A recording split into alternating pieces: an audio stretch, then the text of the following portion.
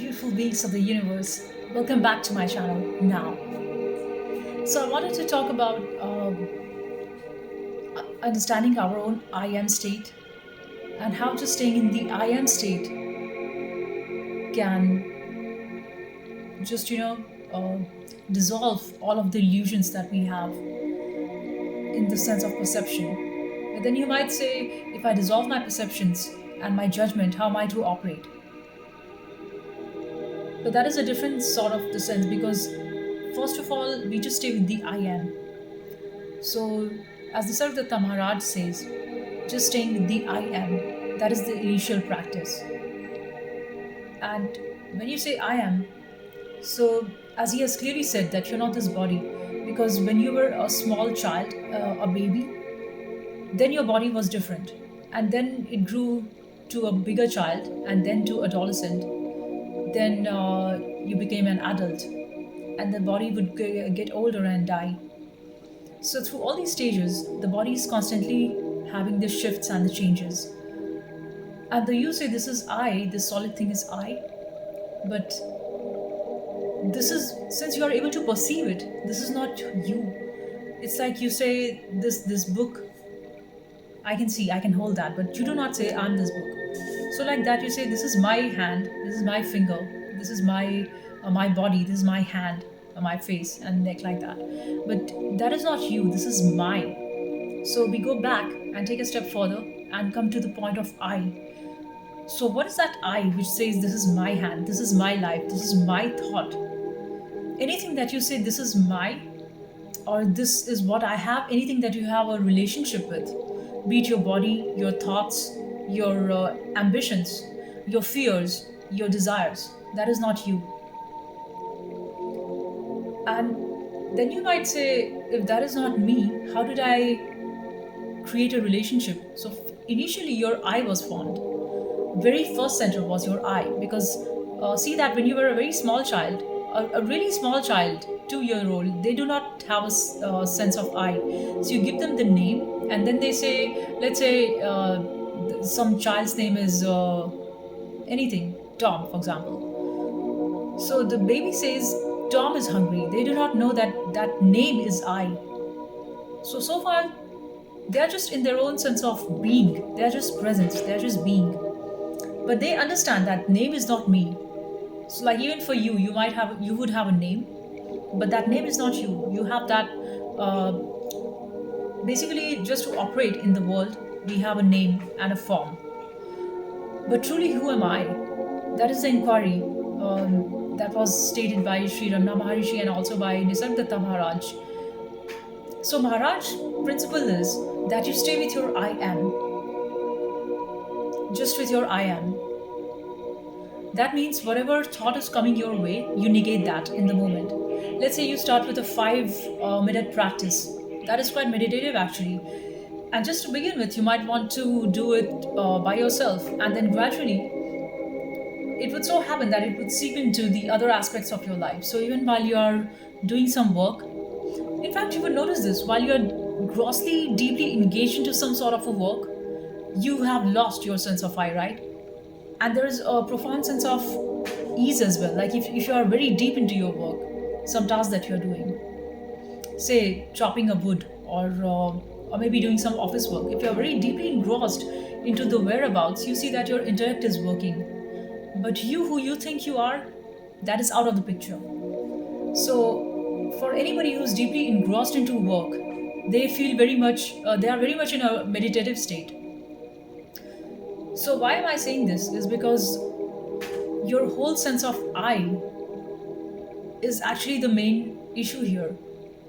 Because you say, I like this, and you say, I do not like that. I like this person, but I do not like this person. They are good to me, they are my friend, they are my enemies. They are friends and foes. I like this food, I don't like this food. I like this cloth, I don't like that cloth. I like I like to go to beaches, but I do not like to go on a trafficy places where it's too much crowd. I don't like going to shopping malls. I like going to the beach.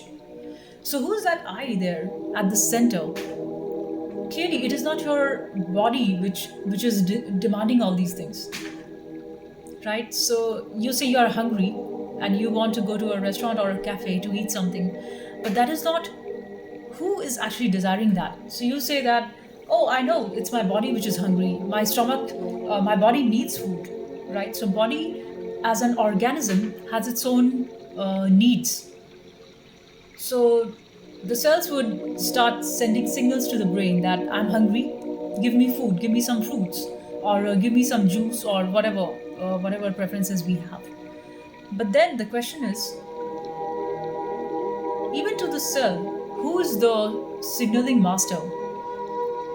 So within, sometimes have you seen that you are not hungry, but still you feel you want to eat. Body is not asking for food because your stomach is full, but still you are having some racing thoughts, or you feel not so much at ease. So you say, "Wow, I think I must grab a coffee, or I must make something for myself. Maybe eating would make me feel better." So who's that? Who's that I actually, which says, which is putting into an auto suggestion mode? Now you might say, like at a lower levels of thing, we can talk like you want to escape a certain form of negativity, so you want to turn it around, and because you are not feeling good with what is right now, you want to enter into another state and say that, yeah, this is what makes me feel better. So maybe having a cup of coffee would make me feel better, or maybe having a tea makes me feel better. So right now, since I'm not at pretty much easy, comfortable state with myself, having that thing would give me joy. Or doing some shopping makes me happy. Or driving around beaches makes me happy, for example. It can be anything for anybody. So, so who's that I, basically? So far, we have been running around in the direction of our likes and dislikes. So we are mostly around the states of aversion, wherein you are trying to escape what you don't like, and you're trying to run towards what you like. But can we slow down a bit and just be in the witness state? Because you see, all these good things you can see, like a colorful cloud, and the things what you do not like, maybe like dark clouds. But behind all of this is the clear sky of awareness. So that awareness is actually the witness. So you are actually the witness at this stage. And as you go deeper, you will realize that you're not even the witness. Because even to say that I am the one who's watching my sense of lack, or watching my fear state, or watching my desire state. So you might say, right now I'm not so good. Maybe 2 years down the lane, I'll be better at something. So that is the movement of time, that is thought. About this, Jiddu Krishnamurti has explained it very beautifully. He says that all of your thought is actually a movement of time and space. So right now, naturally, like if you are here and you want to become something, so the fact of becoming something, that is time, because that started with your thought. Now you come back a step and you see, but to whom does the thought arise? That is Nisargadatta Maharaj's practice. He says, I am. So if a thought has arisen, you ask, to whom has this thought arisen? And you say, to I. Then you come back to the center and say, who am I? And there would be no answer. Because the self answering mechanism, even if you keep your mouth and eye closed, you can do this experiment. You keep your eyes closed and just try to think something. So there are two ways a human thinks, either in the sense of images or in the sense of words, that is sound. So images and sound are two things. Do this experiment in the sense that even with your mouth shut, you're not saying anything. But clearly, in your mind, when you're thinking, there is an automatic flow of words that is going on. So you might be sitting in a park with mouth closed, but you're thinking something. So that thinking is what? Either it might be flash of image, might be coming from your memory. Let's say it might be just a flash from your past, or might be a projection of your future, or might be some imagination that you are an alien sitting in a spaceship, or maybe from your past, like you might imagine yourself in a smaller self as a child of 8-year old going to your school when you were in third standard. So that is what, that was just a flash of like a picture, And if you look really closely within your own self, you will say that you will see that these all flashes also that comes are not very continuous. So it comes out in maybe fraction of a second. Because if you want to trace back what you did when you were 8 year old sitting in your classroom, and then you might just try to zoom in and get back in that memory lane and see what did I do next. And it might be like your teacher gave you some homework, or it might be then it was lunch break, and the bell rang and you took your lunchbox, went out with your other kids in school. All that is projection, but you cannot exactly trace that step by step. Why? Because there is gaps in your memory. Forget about when you were 3 year old or when you were 8 year old. Even now, even just today, if you want to see every single thing that you did since the moment you were awake, you cannot truly trace that. So you have this sense of illusion that there is a recording mechanism within us which is actually recording every single thing, and that you are aware of almost everything. But in reality, that is not the case, because our memory is pretty fragile. And so it's you, basically your intellect, that tells you, like, how do you operate a thing. Let's say if you are doing some work, and because you have learned this language as a child, now you can speak in English. But if you go to a person who does not know English, they would be communicating in a different way, and even their sense of thinking would be different, because the way you think is all to do with words. So like I said, even if you keep your mouth closed, the way you are thinking, if you are more of a sound based person, and the way your perception works is through sound, you are constantly talking. Like within you there is two voices going on constantly. One voice might say, oh, but why am I doing this? I didn't plan to do that. The other voice might say, who gives a heck about it? I'm not interested in doing that anymore. Then this first voice again says, but didn't you decide yesterday you should have done that? And then this second voice says, but that won't bring me joy. I want to be happy now. The first voice says, you must sacrifice your now in order to be happy then. The second voice says, like this, I'm constantly escaping the now. I want to be in the now. I want to be right here, right now, doing what makes me feel happy. Now, at this point, you need to see what is the right voice, because you are trying to do a differentiation, like in the sense of figuring out what truly is good for you. Because we have both the characters, the good and the bad, in the thought form within ourselves. So, one side of you, one aspect of your mind is your creative side, which wants good for you. The other aspect of side of your mind is absolutely the opposite of that. So there is a constant conflict going on within all of us. So these two forces are constantly at play, the positive and negative, the yin and yang. And so you might say that is pretty much energy draining, because now there's a constant sense of resistance being created, right? So you say that I want to cook myself a good vegetarian meal, but then the other side of you says, but why? I might just order something, or I might just go and eat out. Or the other side of your mind might say, but I'm not feeling well, I don't want to eat anything, I just want to be. But then you are forced by your senses, as if you're aware that you don't want to do something, but you still end up doing that. So why is that? Because we have constantly throughout our life been trying to escape the suffering aspect and constantly trying to feel good. We want to feel good all the time, but that's not possible, because like the ebb and the flow, like the crest and the trough, so there's always two.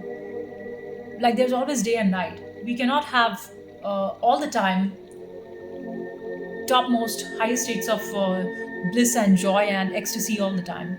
You, like Nisargadatta Maharaj says, you want spirituality in a way that you can have the feeling of bliss 24 hours. That is not possible, because by the law of duality, which is constantly at play, It is timeless, it is beyond time. So, since that level, you are supposed and everybody is forced to go through these states. So, you say that, oh, it is me who's doing good for me, and it is me who's slacking off, so I fall off and I feel terrible. But that is not true, because all of those things you need to experience in this lifetime. So whatever be the failures and whatever be the successes, whatever be the goods and the bad, plus and minus, everything, we would have to witness that. So if you stay with your witness state, that is going to make it pretty much a neutral state. So when you are in a witness state, you're not going to be easily shaken by a thing of desire that comes your way. You get an ice cream, and you're not going to be so mad about it, like, wow, I was craving for an ice cream. Yes, this is it. Or a thing of fear of pain, right? You don't want to feel the pain, and more than the pain, it's actually the fear of pain that is making you feel more miserable, because it is not possible to live a pain-free life. That is just impossible. But suffering is optional.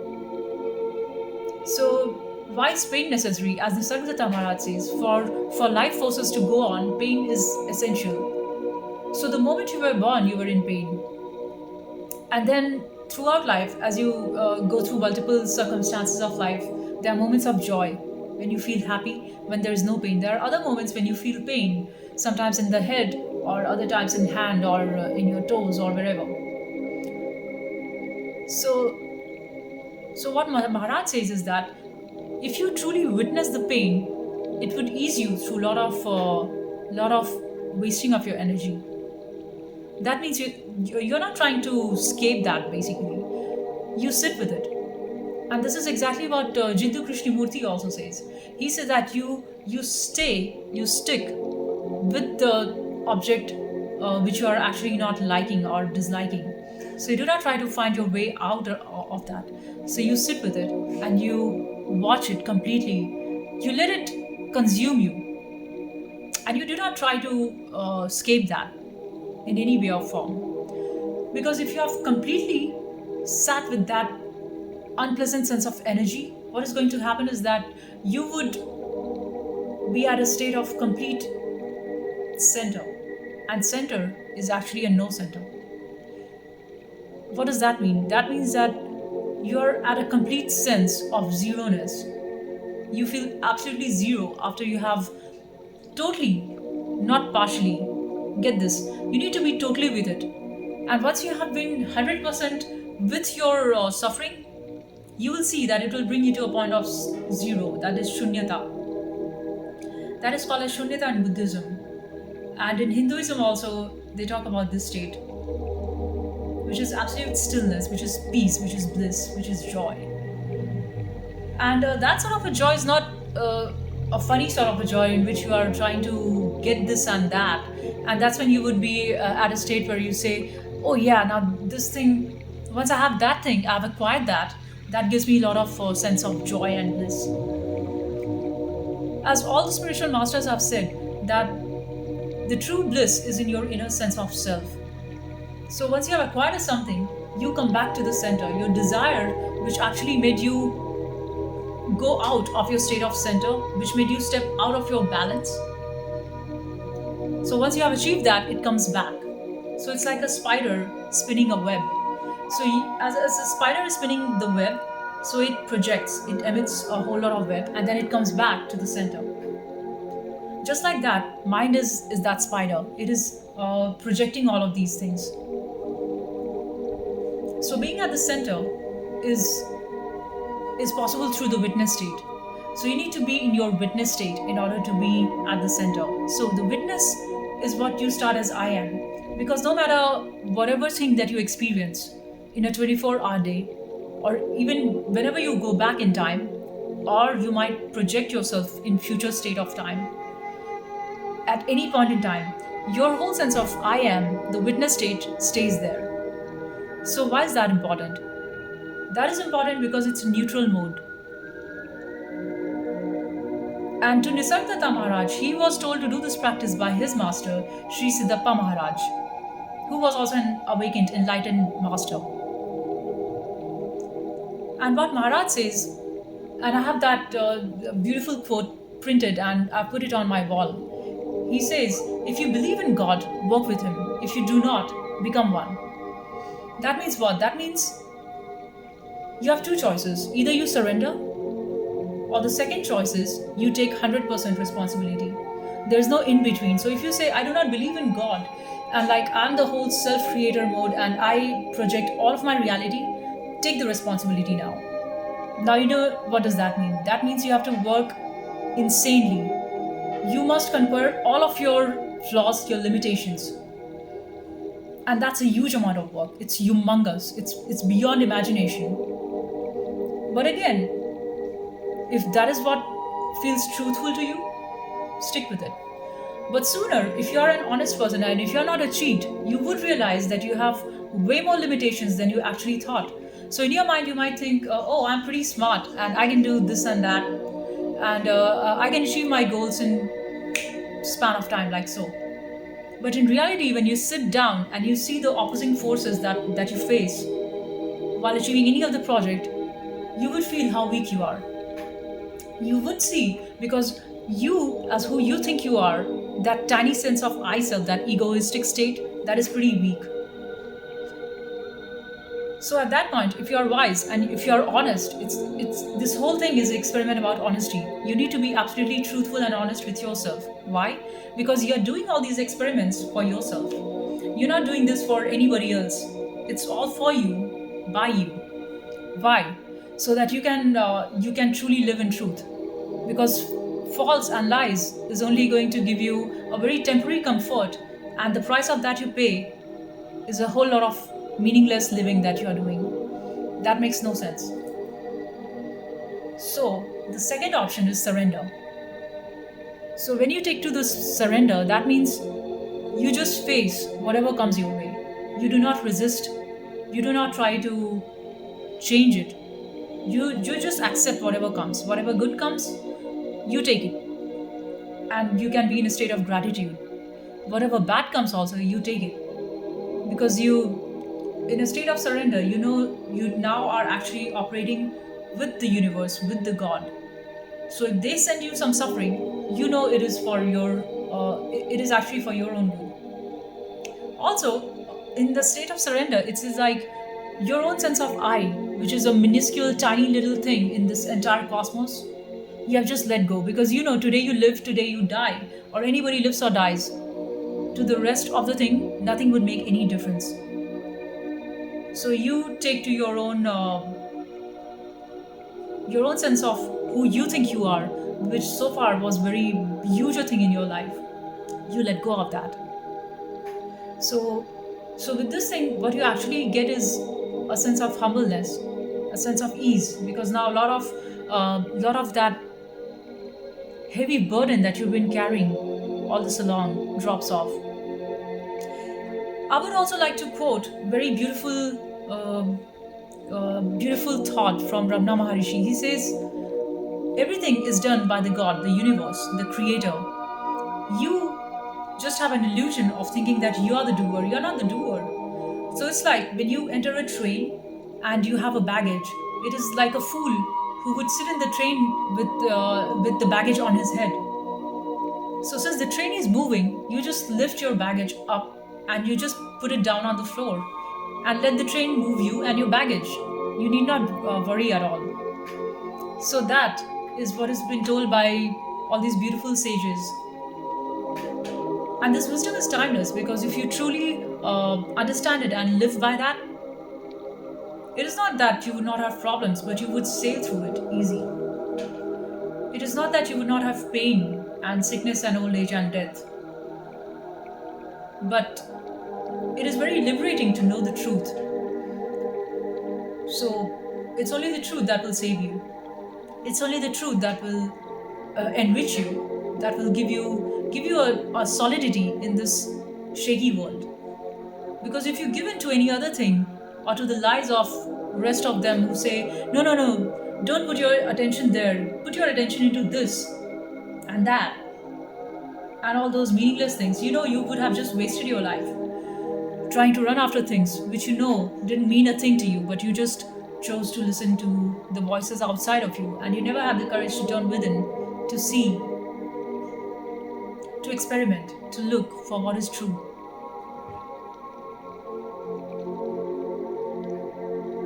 And why is this all so much critical? Why I speak what I speak is because this whole study of these masters has just opened up a sense of clarity, in the sense that I do not say I do not have confusion anymore. I do, but just this very fact of self remembering.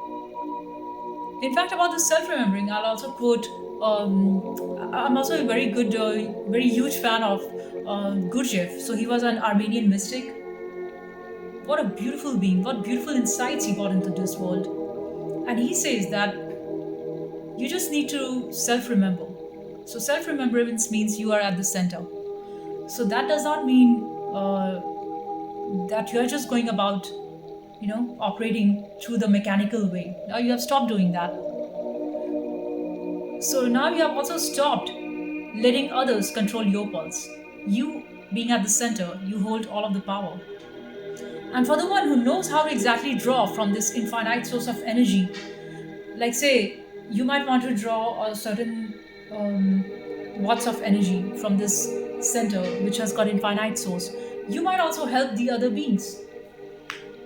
So you being here, you can also help somebody who's in another place or another continent, and try to help them through healing.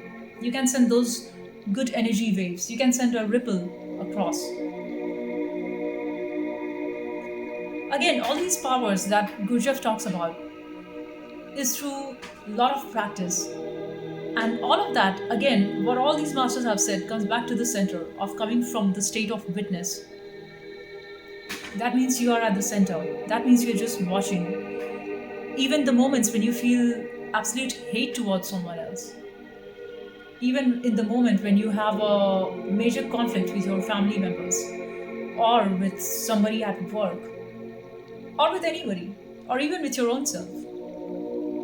Because don't you see, we have split ourselves into two. One to our ideal self, who we want to be. One side of you wants to be, I want to be a billionaire. Other side of you says, do you truly want to be, but you're not worthy? Or it might be just anything. So we have actually split ourselves into two. One is the lower self and one is the higher self. And we keep on, again, so whenever this thought comes that I want to do this and that, if you truly mean that, and if it is actually your calling, and if you are truly designed for that, to achieve that in this lifetime, just turn back to the center. Just be in the witness state. Because when you are in your witness state, you release a lot of unnecessary energy. And mostly these energies are like vampire energies. They're going to eat away your energies. So you need to be at your center. So you do not feed the vampire energies around. You being at the center gives you the energy to be at the vortex, and you can have that infinite supply of energy. And basically, if you're at the center and you're using more of your awareness, that's when you can transmute that and utilize to do whatever you want to do. So this is the actual happening in the day-to-day world. But apart from that,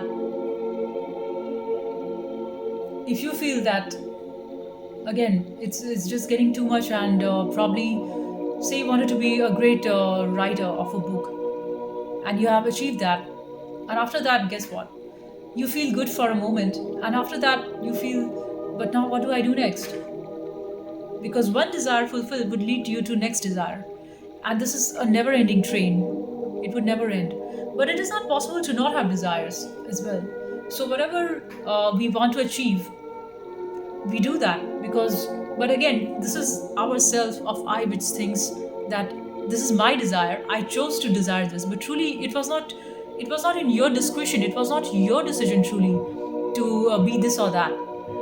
It was pretty much chosen by the circumstances around you.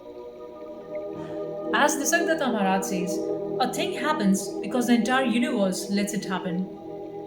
So if you think you are a great swimmer because it's only by your wish, that is not true. There are a lot of multiple circumstances which enabled you to be born in such and such situation, which enabled you, which molded you, to be at that state of time and moment in space and time that allowed that thought to come into your head that I want to be Olympic swimmer. So it's not only individual I, it's a collective I, it's a collective consciousness that makes everything happen. And like there is collective consciousness, there is also collective unconsciousness. So all these dark energies and energy vampires that you see, that has been throughout the lifetime. It's not that it was not in Lord Ram's age. So even if you go back in time, when in the time of Lord Ram, so he was the god, but then also there was this demonic energy of Ravan. So both were at the place. So one was a result of collective consciousness, and the another from collective unconsciousness. So these two forces have always forever been at play. And if you stay in the witness state, you can just play your part, whatever you were designed for. If you were created to play the negative role as a villain, you would have to play that. That's just how it is. If you were designed to play a heroic role and you were on a hero's journey, that's what you'll have to do. Because by true nature, everybody knows what truly attracts them. Is that beauty, or is that the opposite side of it? Because everything is into two duality. But with the witness state, you come to the center. So it is that I which has got these two projections going on. So when you come in the witness state, you have suddenly become neutralized.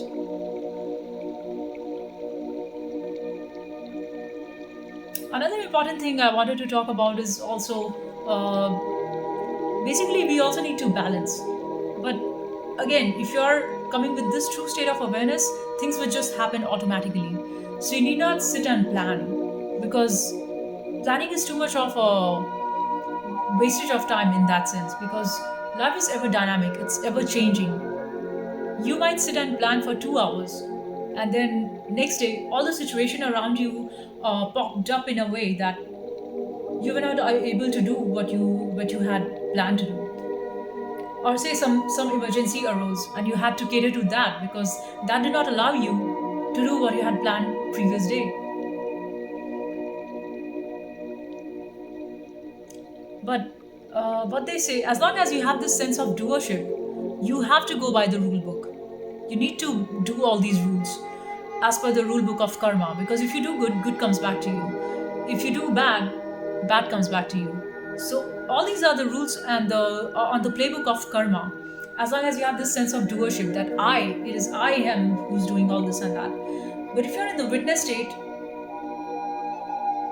these things don't hold true anymore. Because as a witness, you are also in a state of surrender. Means you have come face to face with your own smallest sense of identity. And now you do not hold lofty thoughts about your own self. Now you're in a state of surrender. So you look to things in beauty.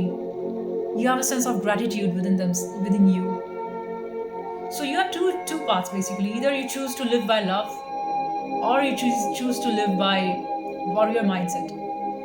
Warrior mindset is going to drain you, and it is going to keep you all the time alert, but also that's not a comfortable way.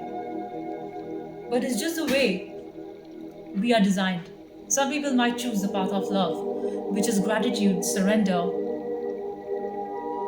and just accepting with flow whatever comes. Or other might be this path of like Miyamoto Musashi, like a warrior. Now that needs a lot of self-discipline, lot of courage. But gradually, both of these paths will lead you on to one thing.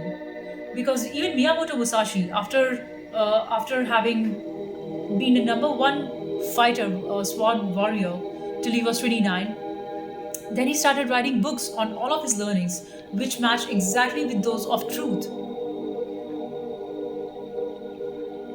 So that self-discipline and hours of work that Miyamoto Musashi has done, and not just sticking to the standards, not conforming to what society says, that is the path of a warrior. So being fearless in the sense, again, standing up for your own self, even though all of the odds are against you. Like I was studying about Miyamoto Musashi, and he was without a master, so he's absolutely self-taught since he was a very young child. So he wanted to be a swordsman, a warrior. So he chose to be without a master. Though in those days in Japan, it was quite a thing. Like when your master dies, you must not live. But he chose to be that way, and that meant he would not get any approval from the any sort of support from the society. So he did not have any of fancy things, the nice to haves in life, because he chose it that way. He wanted to understand all of his own being. He wanted to experience what maximum is his potential and what he can actually develop within himself, and then share it with the rest of the world. That needs a lot of courage. That needs absolute courage to be absolutely on your own, all alone, facing through whatever comes, facing through life and death. As Jiddu Krishnamurti says, that you're not going to die in a future time, you're dying right now. Right now is death happening to you. But you think that, no, I just want to live happily and I want the death in the end. But every second, that happens now because life and death go together. So, what Krishnamurti says about with this experience and example is that whatever you are trying to avoid because of suffering, face it head on. And that would mean that your desire to not be in suffering would have to die. That is death. So, it's not a physical death, but it's a psychological death. And that is essential because now, if you allow a thought to come in and say, no, but I'm so weak, I do not have that courage to truly get to that point because that's going to cause me a lot of suffering. I don't think I'm ready to face that pain. That's just too much for me. I cannot handle that truth. So rather, you might choose to live with a lie, knowing fully well it's a lie, but you are choosing to stay with it because it feels comfortable. I'm just I'm just so comfy with it. I've been with this for so long. It's better that I be this way because if I raise my voice, if I seek to the truth, it's going to destroy my reality. It's just going to take away the carpet beneath my feet. So if you are allowing all of this thought and time to come in, you are again procrastinating. You would again delay that. But if you just choose to do it now, like just now, you just face it head on, you will realize at that point your own sense of I, which says, I'm too terrified to do that, disappears. But all this while is the build up, it's the projection of the thought that says, this is a terrible task to do. I don't want to do that because it would just expose me of how vulnerable and how weak I am. So what Jiddu Krishnamurti says is, in that right now, in that now, which is just now with no time, that is eternity, that is timeless. And in that center, you, as who you think you are, does not exist. And that state of being has got massive powers. That state of being is the utmost highest state of consciousness. But again, to be at that state, you're not going to practice your way out. You're either in that or you're not in that. It's just on and off switch. So that means ending of time, ending of thought, ending of your own sense of I. That is death. But not a physical death. That's a psychological death. So we need to try this out because without trying, all these are just words. Many times I've seen while I go through these experiments, I have validated it's true. Sometimes there are other times wherein I feel, oh, I'm not ready for that. No, I better have my time. I better have my. Let me just postpone it till the point I feel comfortable enough. Till life kicks you in the wrong place and you don't want to postpone it anymore. Because now you don't have time. You had thought that you have a lot of time, but actually you don't. You don't have that much time. Time will just pass and you will die, even physically. So this will allow us to take action whatever is needed. Or else the other way out, if you are letting go of your sense of I, is to come in a state of surrender. That is the path of devotion. That is bhakti. That is from the state of love, and that is pretty beautiful, and that is a loving state of bliss. So either you choose the path of surrender, or if you're taking to your own I, and if you do this path of self inquiry, you start with the witness, and then you also use your intellect to see and to figure out who am I.